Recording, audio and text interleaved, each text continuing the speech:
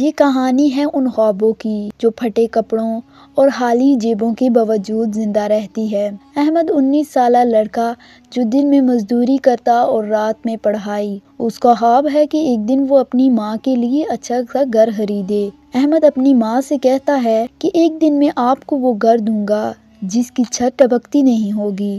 ماں نے مسکرا کر کہا، بس میرا بیٹا سلامت رہے، یہی میرا گھر ہے۔ احمد ایک ورک شاپ میں کام کرتا تھا، مگر وہاں کا مالک راشد صاحب بہت سخت مزاج تھا۔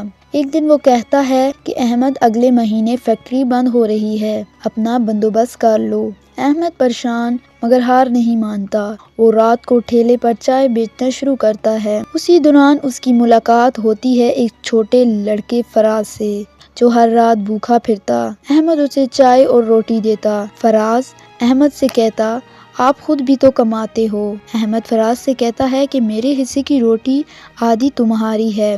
ایک رات احمد کو پتہ چلتا ہے کہ اس کی ماں کو دل کی بیماری ہے، دوائیوں کے لیے 5,000 روپے چاہیے۔ احمد کے پاس صرف 2,000 تھے۔ وہ چپ چاپ اپنا موبائل فون بیچ دیتا ہے، وہی فون جو اس نے سالوں بعد پہلی بار خریدا تھا تاکہ وہ اس سے آن لائن پڑھ سکے۔ دوائی آ جاتی ہے، ماں بہتر ہو جاتی ہے۔ 2 دن بعد احمد کام پر جاتا ہے۔ رستے میں وہ دیکھتا ہے کہ وہی لڑکا فراز سڑک پر زخمی پڑا ہے۔ احمد دوائی کے پیسے دوبارہ لاتا ہے اور سب اس کے علاج میں لگا دیتا ہے۔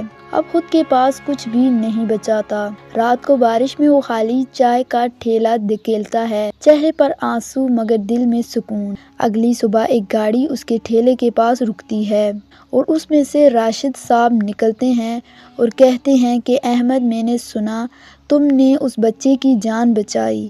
احمد خاموش ہی رہا۔ راشد صاحب کہتے ہیں کہ فراز میرا ہی بیٹا ہے، میں تمہیں صرف مزدور سمجھتا تھا مگر تم انسان نکلے۔ راشد صاحب اسے ایک لفافہ دیتے ہیں اور اس میں نوکری کا خط اور گھر کی چابیاں ہوتی ہیں۔ کبھی کبھی خدا ان ہاتھوں کو خالی رکھتا ہے تاکہ وہ دوسروں کے زخم بھر سکیں۔ غریب وہ نہیں جس کے پاس پیسہ، غریب وہ ہے جو دل سے امیر ہونا بھول جائے۔ یہ کہانی بہت ہی خوبصورت تھی۔